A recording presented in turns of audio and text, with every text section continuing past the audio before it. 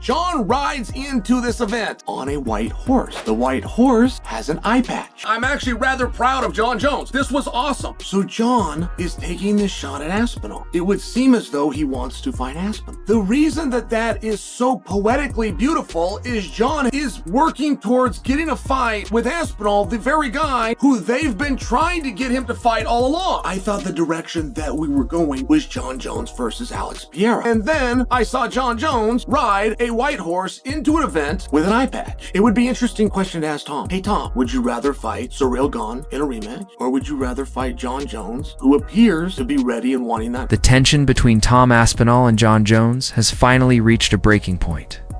After staying quiet for weeks, Tom has grown tired of the jokes, the mind games, and the ongoing disrespect. What began as a straightforward no-can test, bout has spiraled into one of the most heated feuds the UFC has witnessed in recent memory. According to Tom's father, his vision remains really bad how it looks, and he said you can't train your eyeball to be stronger. It is what it is. There's protection here and here, but he obviously got no protection because the fingers were straight in. The fight should have been stopped. He couldn't see. It was a foul. He couldn't see. Then you can't fight. You know, if he'd have got knocked out with a head kick next, then it would have been worse. I don't know. And then he said, sometimes when your eyes here like that, it can become displaced and stay there. And they did a few tests on that, and they said it doesn't seem like that. And his vision on the eye that's the best eye, his eye wasn't following properly, so the muscles weren't working strong enough to go this way. This one just wasn't working that good at all. So we've got to have additional tests further this week, and Moyes is sorting the tests out for us, and he's got to have a CT scan. Year and 3 months, 15 months total. Here's Tom Aspinall that has fought them all, that was begging to fight them all, that wanted to fight Jon Jones, that would have fought Francis Ngannou, that would have fought all of them. Here's Tom Aspinall being called a quitter. Here's Tom Aspinall having his heart questioned, having his integrity questioned. We talked about going into this fight, how obviously after everything that transpired over the past year, it would have been an absolute nightmare if he would have lost, right? The pressure, the Jones talk, all that stuff. Now, this wasn't a loss, but it's the next worst thing, because now his heart has been called into question. His integrity has been called into question. He's being called a coward, a quitter. Why? Because he got poked in the eye. Why? Because he refused to fight blind. In some fakakta world that we live in, the guy who had a foul inflicted on him is the one getting the heat. Not the one who ended the fight, intentional or not. It's the guy who couldn't continue because he didn't show enough heart, because he was hit with an illegal foul multiple times and refused to continue. Couldn't do it. He's a quitter. He's a coward. He's a duck. Whatever you want to say. Now, I know a lot of this comes from people who, had money on the fight or are Gone fans. I get it. People are emotional. They go online. I'm not trying to put any more stock into any of this. But a lot of this could have been calmed down. A lot of this could have been quieted, could have been subdued if perhaps, I don't know, the face of the company would have gone to the press conference and said, look, that was a great fight. That was a great round. We're going to rebook it right away. But at the end of the day, you can't poke your opponent in the eye multiple times. At the end of the day, you can't do this. You can't do that. You want to block someone at range, close your fists. At the end of the day, Tom Aspinall is a fucking gangster who did everything that we've asked of him. He will live to fight another day, and we stand by him. The road to recovery. It's been slow and filled with challenges, both physically and emotionally.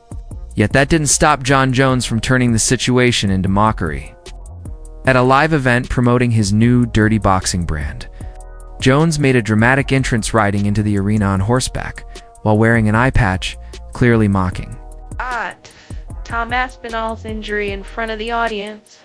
He laughed, cracked jokes, and later told reporters that he's no longer interested in ever facing Aspinall inside the octagon. Can't wait to see you compete the White House. Can't wait to see it. I know. I really hope it happens. Dana, bro, please, bro. Please, I'm training. I feel great. I'm healthy. And I would be so honored to represent our country and do what I do best. To this fight between the two of them, Cyril was the underdog and Tom the most popular. With the few things we've seen into this fight, I feel like Cyril was doing pretty well. Do you feel the same? And Do you feel that he's earned respect so that people would care even more when you make this fight again and the odds would be more equivalent? Yes. Yes, I agree. I think that, I said earlier, because of the Jon Jones fight, I think everybody was sleeping on Ciryl Gane and sort of wrote him off. And he's right behind me. He's coming in next, so you guys can ask him how he felt. But I feel like, you know, I'm sure in his camp, he was training like an animal for this fight. And it's unfortunate that it ended the way that it did. And yes, I think that there probably will be a lot more interest in the rematch after they saw, you know, he had Tom bloodied up, and you know, Tom didn't want to continue in the fight, so the rematch is very interesting. Tom didn't want to continue in the fight. I mean, could you imagine if you're Tom Aspinall listening to that? Could you imagine? I mean, we know that no one from the UFC was with him at the hospital. We saw that on his video blog. Could you imagine how this guy must be feeling on this Monday? Everyone calling him into question, his heart into question, because he got poked in the eye multiple times, one of them knuckle deep, and his promoter is saying Tom didn't want to continue.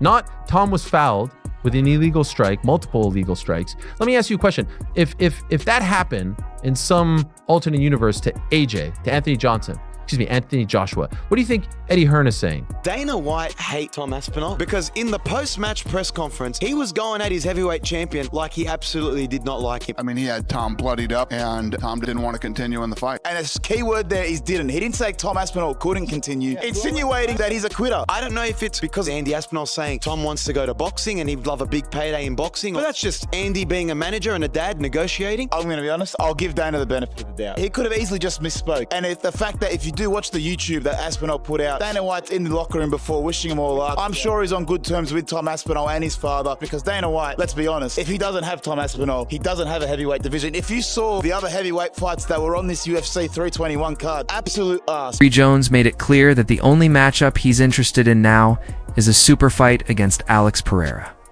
Rumored to take place at a White House event next year, the MMA community didn't take it well. Fans blasted his actions as disrespectful, tasteless, and completely out of line. For a fighter long believed to have the UFC's protection, Jones may have finally gone too far, openly mocking a man who's still in recovery from a serious injury. Insiders close to Tom Aspinall revealed that he's fuming privately and feels deeply disrespected by the entire... But I don't know who I'm mad at. Tom did not do anything wrong. Tom was poked in the eye. As a matter of fact, he was poked in both eyes. Now, I don't believe Ciryl did that on purpose. So, I also can't, or am not mad at Ciryl. But I am mad. I'm looking for somebody to blame. But I don't quite know who to blame. Now, before we get to that, okay, there was a pretty interesting fight going on. The story going into this fight is Tom has the power to just go knock him out. We're not saying Tom's a better kickboxer. We get that Ciryl did that for many years of his life. We get that Ciryl had over 30 professional kickboxing bouts. But Tom, a little younger, a little bigger, shown to have a little bit better power if you just want to look at results, and has the ability to knock him out. However, if Tom tests that and doesn't knock him out, he'll just take him down and beat him up. I mean, this was the belief going in, guys. Tom was a 3.5 to 1 favorite. Tom told everybody that was willing to listen, I shouldn't be a 3.5 to 1 favorite. I don't overly like Ciryl Gane, but I recognize how dangerous Ciryl Gane is as an opponent, particularly with my style. Tom Canton said, he said, look, all the problems that I give, he has the same problems. I move well on my feet for a heavyweight. I'm strong on my feet for a heavyweight. I'm not afraid to step in and trade for a heavyweight. He does all of those same things. There was one noticeable exception, which is Ciryl defensively was better on his feet. Ciryl does have the ability to roll from some of that experience he had. And I just bring that to you because that was on display. We had 2 minutes and 33 seconds. But it was on display. I mean, these guys went out and they got to know one another. Tom went for a takedown. He never even attempted another takedown. What does that mean and why? Do we have enough evidence to come to the conclusion that Tom couldn't take him down, or at least that Tom believed he couldn't take him down? It's a guess. Were you just calling him out as you felt like you wanted to get that shot, or were you calling him out because you were able to continue from the eye poke? Yeah, it's like it's for the Hank to be a champion, and the Hank quick because the pocket the eye too, and the third too because the Hank is a training partner, and I do it when Hank like knock him out in the first round. Why is it happening that me and Tom Aspinall fight? Because he say Tom Aspinall, this is the one that does the best training partner. Hank can have it. What happened?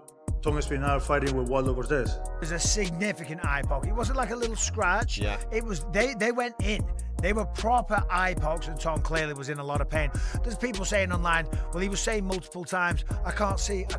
If he wanted to continue, he shouldn't be saying that. The reality is, if he can't see, tell the truth. If you can't see, you're allowed to say you can't see. People might point to me and say, well, you fought with one eye. Yeah, that was a secret because I shouldn't have been fighting. You know, Tom is the champion of the world. He doesn't want to go out there when his vision is impaired or vision is massively affected and potentially lose a fight that was shaping up to be a difficult fight. Cyril Gane was on point tonight. He was looking good. We saw the damage on Tom's face. This was not an easy fight by any stretch of the imagination. He didn't want to continue with his vision damaged or not being able to see, so I don't blame him. The crowd were upset. I get that. They were frustrated. They've flown in from other countries. They've spent a lot of money. They've bought tickets, and the fight ends like that. I don't think the frustration was on Tom. I think the crowd was just annoyed at the situation. Although Tom Aspinall hasn't spoken out publicly, sources close to him suggest he's done playing the nice guy. After enduring delays, uncertainty, and what many see as a lack of real support from the UFC during his recovery, this latest stunt from Jon Jones might be the breaking point. Many fans and analysts agree that Aspinall deserves far better. Throughout his career, he's carried himself with humility, class, and professionalism, always taking on whoever the UFC put in front of him without complaints or excuses. Yet now, he's being ridiculed by the very fighter who refused to face him in the first place. Meanwhile, Jon Jones continues to carefully select his opponents. His focus now appears to be a super fight with Alex Pereira, an event that would surely attract massive attention and conveniently keep him away from Aspinall once more.